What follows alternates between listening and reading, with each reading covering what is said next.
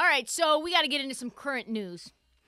It is our daily, weekly check-in on the state of the Brooklyn Nets franchise. And I got through multiple paywalls. I set an incognito window up.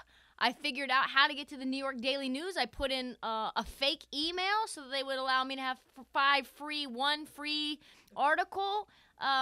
And according to, I'm not going to make you do all that, so we're going to just kind of put that out and give you their news and disseminate what the truth is and what this means moving forward, because I tell you what, the headline was End Times. The end game is near for the Brooklyn Nets because of course, the complications around Kyrie Irving, right? We talked about this last pod. What's going on with Kyrie, what these comments that he's made mean on the I Am Athlete podcast. Things that I just can't really wrap my mind around, but things that give me great pleasure in the tea world, which I love. I love tea. I'm actually going to have, my birthday is tomorrow. I'm going to have some tea time. I'm going to afternoon tea. I fucking love tea so much. Cut out coffee. Now I'm all in on the tea. That's besides the point. Unlike Marvel and the multiverse, there aren't 14 gazillion outcomes for this whole Kyrie Irving thing. There's only a few potential outcomes we could see. There's like three outcomes, right? The Nets are now expected to play hardball with Kyrie because guy won't play a full season. Like, he's just not around. Like, do not forget, he went on walkabout during the pandemic. He had to take some time for himself after the insurrection. He got suspended because he went to his sister's birthday party with no mask on, when that was like a major thing we all as society needed to do when the NBA players were all locked down. They couldn't leave their hotel rooms or their apartments without having strict measures in place, certain people that they couldn't see. Remember those times. Like, that was Kyrie a year ago, right? So that, and then, of course, that's not even including the whole fact that Kyrie Irving would not get vaccinated in a city and in a state where you needed to be vaccinated to be inside of a public place and perform inside of said public place. So had to be sat out of home games. And then the Brooklyn Nets, of course, as you know, said, well, you can't play only road games. And here we are, right? And then they get bounced out of the first round. Sweep, broom, Swiffer, easy work. Not even a full broom, like a Swiffer, right? That's where we're at now. And they're saying that because they're going to play hardball with this New York Daily News, that they're going to play hardball with Kyrie. This means that there's a potential exit plan, a hatch, if you will, some escape route, something our school systems apparently need for Kevin Durant. Here is the quote from the New York Daily News and what they had to say. If Irving leaves outright as a free agent this summer, disgruntled by the Nets' hardball stance on his availability, Brooklyn doesn't have the cap space to replace him, which means Durant, entering year 16, could be playing with a questionable Ben Simmons and a roster full of measly role players. That's a first-round exit, folks. And if Durant decides he's going to stay around for a first-round exit, which is sus, and just wait for the inevitable to play out, which we're not even sure if that's the case, Durant and the Nets front office might have some decisions to make, and they haven't even spoken since they were swept out of the first round. Alert, warning, Nets are in peril. Nets are in serious. Please eject. Please turn around. Go the opposite way.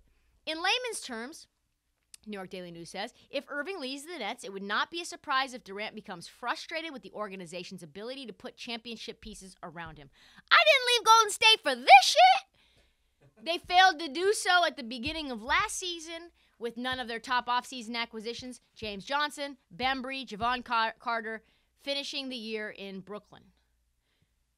Thus, the fact that the Nets' championship hopes hinge on an amicable solution with Irving, whose personal decision not to get vaccinated and unpredictability in his injury history have left the Nets hesitant. And now, according to the source, here where it gets really interesting. According to a source familiar with the Nets' thought process, outright unwilling to give him a long-term extension. Folks, this is bad. This is really fucking bad.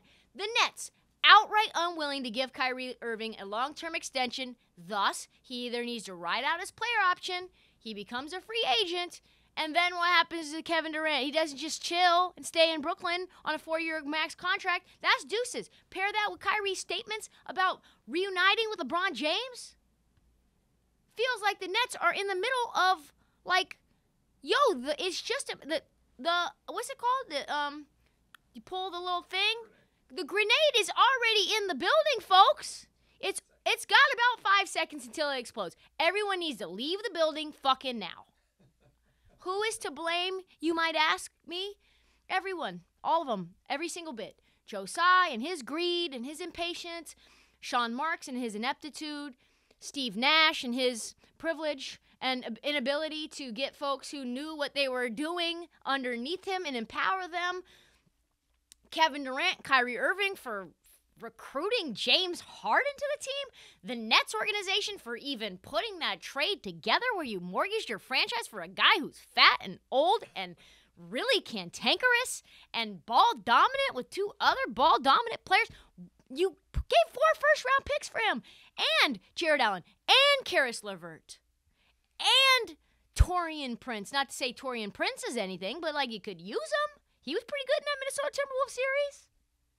Folks, so what happens now? I don't know.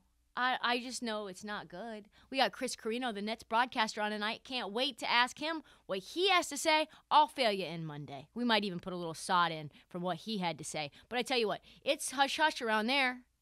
If the Nets are unwilling to give Kyrie Irving the max and Kevin Durant leaves, then you have no first-round picks. The cupboards are dry, and Brooklyn just goes back to being New Jersey. Fucking move them out again. I don't care.